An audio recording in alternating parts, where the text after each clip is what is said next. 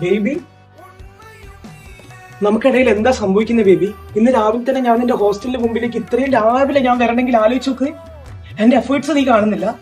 ഈ ഹോസ്റ്റലിന്റെ മുമ്പിൽ ഞാൻ എത്ര വട്ടം രാത്രികളിൽ വന്നിട്ടുണ്ട് നിനക്കറിയോ? ഒരു ഒരു ഒരു കാക്കയെ പോലെ ഞാൻ എത്ര വട്ടം ഇവിടെ വന്ന് പൊക്കി പറക്കിയിട്ടുണ്ട്.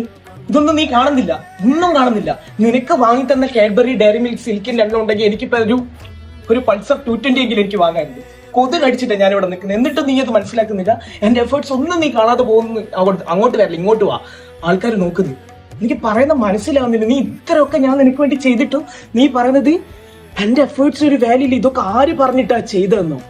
അതെന്റെ എവിടെയാ കൊണ്ടെന്നറിയാം. എന്റെ ഉള്ളിന്റെ ഉള്ളിലാ കൊണ്ട്. ആര് പറഞ്ഞിട്ട് ഇതൊക്കെ ചെയ്തത്? നീ എന്നാ ദൂരത്തോട്ട് പോകുന്നു. ഇപ്പൊ അങ്ങനെയായോ? സാധാരണ എന്നെ കണ്ടപാടി ഇവിടെ വരുന്ന കുട്ടിയാ. ഇപ്പൊ എല്ലാം മാറി. ഞാൻ ഇവനെ വിളിച്ചിട്ട് രാവിലെ വന്നെന്തിനാറോ? നിന്നെ ഒന്ന് കാണാൻ. മനസ്സിലാക്കരുത് ബേബി. അകന്നകന്ന് പോവുകയാണോ നീ?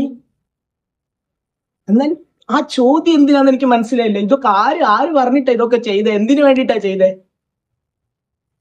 ഞാൻ പോണാതോ നിക്കണം? ഒന്ന് പറ. ആൾക്കാരൊക്കെ കാണുമെന്ന് പോയി. ഇവിടെ എന്തുവാ ഇത്? വാ വാ.